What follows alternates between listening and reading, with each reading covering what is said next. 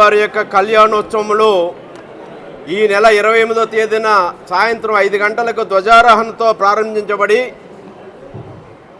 April 3వ తేదీ వరకు కూడా స్వామివారి యొక్క కళ్యాణోత్సవంలో నిర్వహించబడతాయి.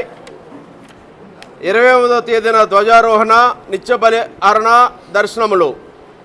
29వ తేదీ ఏకాదశి ఆదివారం శ్రీ స్వామివారి యొక్క తీర్థం, రథోత్సవం మరియు కళ్యాణం. 30వ తేదీ ద్వాదశి సోమవారం శ్రీ స్వామివారి యొక్క పొన్న వాహన మహోత్సవం. 31వ తేదీ త్రయోదశి మంగళవారం సదస్యం. ఏప్రిల్ 1వ తేదీ చతుర్దశి బుధవారం గోదావరి నదిలో తెప్పోత్సవం. ఏప్రిల్ 2వ తేదీ పౌర్ణమి గురువారం మహాపూర్ణావతి చక్రస్థానం. ఏప్రిల్ 3వ తేదీ పాడ్యమి శుక్రవారం శ్రీ స్వామివారి యొక్క శ్రీపుష్పయోగం.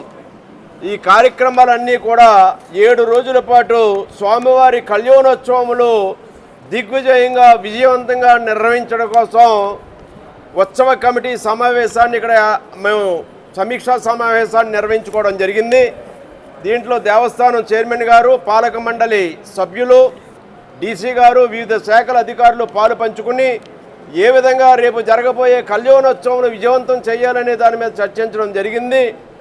భక్తుల యొక్క తాకిడిని దృష్టిలో పెట్టుకుని కోనసీమ తిరుమల శ్రీ వాడపల్లి వెంకటేశ్వర స్వామి వారు వెలుగొందుతున్న వైభవాన్ని దృష్టిలో పెట్టుకుని స్వామివారి యొక్క కళ్యాణోత్సవములు చాలా భారీగా చక్కగా నిర్వహించబడాలని కోరుకోవడం జరిగింది. వివిధ శాఖల అధికారులు కూడా వారి బాధ్యతలు వారు గుర్తెరిగి ఆ కార్యక్రమాల్లో నిమగ్నం అవుతామని, వారి బాధ్యతలు వారు నెరవేరుస్తామని కూడా తెలియజేయడం జరిగింది. ఎక్కడ ఏ లోటుపాట్లు లేకుండా, ఏ ఇబ్బందులు కలగకుండా భక్తుల యొక్క సౌకర్యాలే ప్రథమ కర్తవ్యంగా భావించి ఏర్పాటు చేయాలని అన్ని శాఖల అధికారులని కూడా అప్రమత్తం చేయడం జరిగింది.